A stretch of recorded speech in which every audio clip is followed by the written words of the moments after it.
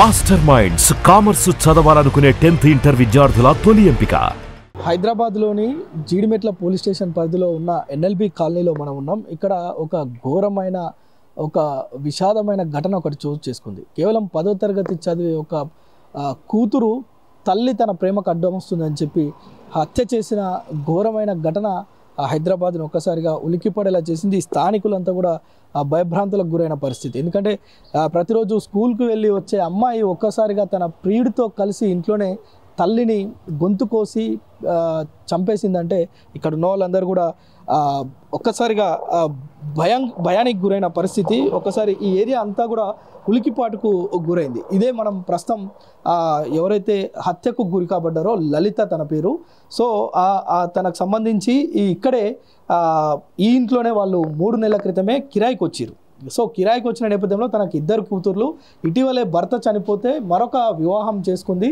తను కూడా అనారోగ్య కారణాలతోటి చనిపోయినట్లుగా మనకు తెలుస్తుంది. కేవలం ఆ అమ్మాయి ఎవరైతే మృతి చెందిన అంజలి తన 2 కూతుర్లతో ఇదే ఇంట్లో రెంటుకుంటూ తన జీవనాన్ని గడుపుతుంది. అయితే ఈ క్రమంలోనే నల్గొండ జిల్లాకు చెందిన శివ అనే వ్యక్తితోటి ఎవరైతే అంజలి పెద్ద కూతురు 10వ తరగతి చదువుతున్న అమ్మాయి తేజశ్రీ ఉందో తను ఇన్స్టాగ్రామ్లో శివ అనే అబ్బాయి పరిచయం అయ్యిండు. పగిళ్ళ శివ అనే అబ్బాయి ఇన్స్టాగ్రామ్లో పరిచయం అయ్యి దాదాపు 7 నెలలు అవుతున్నట్లుగా మనకు పోలీసులు చెప్తున్నారు. ఈ 7 నెలల్లోనే తను ఏదో డీజే ఆపరేటర్గా పనిచేస్తున్నట్లుగా కూడా మనకు ప్రాథమికంగా తెలుస్తుంది. సో తనతో ఇన్స్టాగ్రామ్లో చాటింగ్ చేస్తూ వీడియో కాల్స్ అలా మాట్లాడుతూ తన తల్లి కంటపడడంతో అనేక సార్లు అంజలి తన పెద్ద కూతురు ఎవరైతే 10వ తరగతి చదువుతున్న అమ్మాయి తేజశ్రీ ఉందో తనను హెచ్చరించింది. ఇలా 10వ తరగతి చిన్నపిల్లవి ఇలాంటి పనులు ప్రేమ అది ఇది అని చెప్పి కాలయాపన చేయొద్దు, చదువు మీద ఫోకస్ పెట్టాలని చెప్పి తనను మందలించిన నేపథ్యంలోనే ఇటీవలే ఎవరైతే తేజశ్రీ ఉందో ఒక వారం క్రితమే శివతో ఇంట్లో నుంచి వెళ్ళిపోయినట్లుగా తెలుస్తుంది. సో వారం రోజులు ఎక్కడున్నారు ఏంటి అనే విషయాలు ఇంకా పోలీసులు వెల్లడించాల్సి ఉంది. అయితే వారం రోజులు బయట ఉండి మళ్ళా తల్లి దగ్గరికి కేవలం 3 రోజుల క్రితమే వచ్చింది. ఇదే ఇంట్లో తల్లితో పాటు 2 రోజులు బాగానే ఉంది. 2 రోజులు తల్లి తన కార్యాచరణ ఏంటి, అసలు ఉదయం లేచిన దగ్గర నుంచి ఎలా ఉంటుంది, ఏ టైంలో అయితే హత్య చేయొచ్చు అనే ఒక పథకం వేసేందుకు ఇంటికి వచ్చింది. ముందే యశ్వంత్ అదేవిధంగా తనకు సంబంధించిన ఎవరైతే బాయ్ ఫ్రెండ్ ఉన్నాడో శివ తన సోదరుడు యశ్వంత్ తోటి తను మాట్లాడినట్టుగా తను స్కెచ్ చేసినట్టుగా తెలుస్తుంది.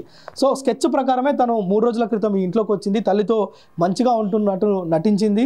2 రోజులు కాగానే ఈరోజు ఉదయం తను పూజ చేసుకుంటున్న సమయంలో ఒక్కసారిగా తేజశ్రీ తన తల్లిని చీరతోటి తన ముఖాన్ని మొత్తం కూడా గట్టిగా పూజ చేస్తున్న సమయంలో బెడ్షీట్తో అంజలి ముఖాన్ని మొత్తం కూడా గట్టిగా పట్టుకోవడంతో వెంటనే సుత్తితోటి ఎవరైతే శివ ఉన్నాడో శివ తన సోదరుడు యశ్వంత్ ఇద్దరు కూడా రంగంలోకి దిగిరు. ఇదే ఇంట్లోకి చొరబడ్డారు. తన తల్లి పైన బెడ్షీట్తో కప్పిన తన తల్లి ముఖాన్ని శివ అదేవిధంగా యశ్వంత్ ఇద్దరు కూడా రాడ్స్ తోటి సుత్తితోటి తలకాయ పగలగొట్టినట్లుగా మనకు తెలుస్తుంది.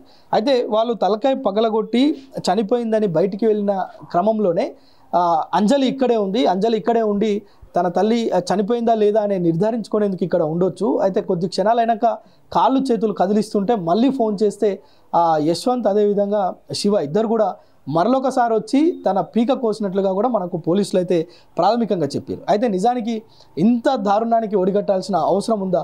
కేవలం ఇంత ప్రేమ అంత స్ట్రాంగ్గా ప్రేమించిందా? అప్పుడే 10వ తరగతి పూర్తి కాని అమ్మాయి ఇంత దారుణానికి ఎందుకు ఒడిగట్టింది అనే దానిపైన పోలీసులు కూడా వారిని అదుపులోకి తీసుకొని దర్యాప్తు చేస్తున్నారు. ఇప్పటికే అంజలి కూతురు ఎవరైతే ఉన్నారో హత్యకు పాల్పడిన తేజశ్రీ తనను పోలీసులు ఇప్పటికే అదుపులోకి తీసుకున్నారు. ఇదే ఇల్లు మనం ఇక్కడ చూడవచ్చు, తాళం వేసింది ప్రస్తుతం. ఈ ఇంట్లోనే తన 2 కూతుర్లతోటి అంజలి ఎవరైతే చనిపోయిన అంజలి ఉందో భర్తలు లేనప్పటికి కూడా తను కళాకారిణిగా చాకలి ఐలమ్మ మునిమనవరాలుగా తెలుస్తుంది. తన భర్తలు లేనప్పటికి కూడా తన పిల్లల్ని చదివిస్తూ తన జీవనం సాగిస్తుంది. అయితే దాదాపు 7-8 సంవత్సరాలుగా ఇదే ఏరియాలో ఇల్లులు మారుతూ తను జీవనం సాగిస్తున్నట్లుగా తెలుస్తున్నారు. అయితే ఈ ఇంట్లోకి వచ్చి కేవలం 3 నెలలే అవుతుందని చెప్పి పక్క వాళ్ళు చెప్తున్నారు. ఏదో వస్తుంటారు, వాళ్ళ పని వాళ్ళు చేసుకుంటే, జనరల్గా హైదరాబాద్లో పక్కింటి వాళ్ళు ఏం చేస్తున్నారు అనేది చాలామంది పట్టించుకోరు. సో అదే క్రమంలో వాళ్ళు వస్తున్నారు, వాళ్ళ పని వాళ్ళు చేసుకొని వెళ్తున్నారని వాళ్ళు కూడా చెప్తున్నారు. కానీ ఎప్పుడు ఎలాంటి ఆందోళనలు అట్లాంటివి ఏం జరిగినట్లు కూడా పెద్దగా వాళ్ళు ఏం గుర్తించినట్టు మాట్లాడతలేరు. అయితే తన ప్రేమ కోసమే, తన ప్రేమించిన యువకుడు శివ కోసమే మొత్తం కూడా తేజశ్రీ యొక్క హత్యకు పాల్పడినట్టు తెలుస్తుంది. అయితే మనం ఒకసారి ఈ ఇల్లు చూడవచ్చు. ఆ ఇంట్లో ఆ పరిస్థితులు కేవలం 2 రూమ్లలోనే తను ఇందులో 2 బిడ్డల్ని కూడా ఉంచి తను జీవనం సాగిస్తున్న క్రమంలోనే ఈరోజు ఇదే రోజు చివరి రోజు అవుతుందని అంజలి ఊహించలేకపోయింది. ఈరోజు ఉదయం తను ఏదైతే పూజ చేసుకుంటున్న క్రమంలోనే తేజశ్రీ తన బెడ్షీట్తో తన తల్లి ముఖాన్ని క్లోజ్ చేస్తే శివ వచ్చి తల మీద కొట్టి మోదీ విచక్షణ రహితంగా చంపేసినట్లుగా మనకు తెలుస్తుంది. అయితే దీనికి సంబంధించి పోలీసులు ఇప్పటికే కేసు నమోదు చేసుకున్నారు. స్థానికుల సమాచారం మేరకు డెడ్ బాడీని స్థానికంగా ఉన్న ఆసుపత్రికి పోస్ట్మార్టం నిమిత్తం పంపించారు. అట్ ద సేమ్ టైం అయితే ఒక్కసారిగా అంటే మనం అనేక సంఘటనలు హైదరాబాద్లో చోటు చేసుకుంటున్నాయి చూస్తున్నాం. పిల్లలకు చెప్పలేక తల్లిదండ్రులు ఆత్మహత్య చేసుకోవడం, తల్లిదండ్రులను ఒప్పించలేక పిల్లలు ఆత్మహత్య చేసుకోవడం, అది కూడా ఉద్యోగాలు చేస్తున్న క్రమంలో.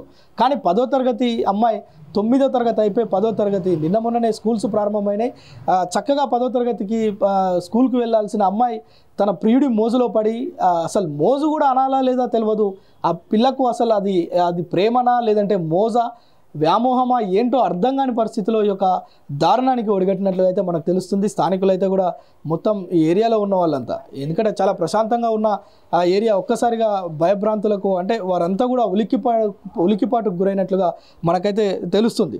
ఈ ఇంట్లో ఉన్న 3 నెలల క్రితం వచ్చిన చిన్న పిల్లలు కదా అనుకుంటారు, ఎవరైనా పిల్లలతో కలిసి ఆడుకోవటం లేదంటే అలాంటివి చేస్తున్న క్రమంలో ఎవరు కూడా అంత పెద్దగా పట్టించుకోరు. కానీ ఒక్కసారిగా తేజశ్రీ తన ప్రియుడితో కలిసి, తన ప్రియుడి సోదరుడితో కలిసి ఈ యొక్క ఉదంతానికి పాల్పడటంతో ఇక్కడ ఉన్న వాళ్ళందరూ కూడా ఒక్కసారిగా షాక్కు గురైన పరిస్థితి అయితే మనకు కనిపిస్తుంది. అయితే దీనిపైన పోలీసులు ఇప్పటికే సంఘటనా స్థలానికి పోలీసులు రావడమే కాదు, ఈ డీసీపీ ఏసీపీలు వచ్చి లోపల పరిస్థితి మొత్తం చూడటమే కాకుండా క్లూస్ టీమ్స్ కూడా వచ్చి ఇక్కడ ఏవైతే వెపన్స్ వాళ్ళు దాడి చేసిన సుత్తి, అదేవిధంగా ఆ చాకు అవి ఉన్నాయో వాటి స్వాధీనం చేసుకోవడంతో పాటు వారిని పోలీస్ కస్టడీలోకి అయితే తీసుకున్నారు. అయితే వారిని రిమాండ్ చేస్తారు, ఎట్లయినా ఫర్దర్గా ఇన్వెస్టిగేషన్ చేస్తారు, తర్వాత విషయాలు చెప్తారు. కానీ 10వ తరగతి చదివే అమ్మాయి తన తల్లినే విచక్షణ రహితంగా అంత చిన్న వయసులో తల్లిని పొట్టన పెట్టుకుందని చెప్పి స్థానికులంతా వాపోతున్న పరిస్థితి అయితే మనకు ఇక్కడ కనిపిస్తుంది.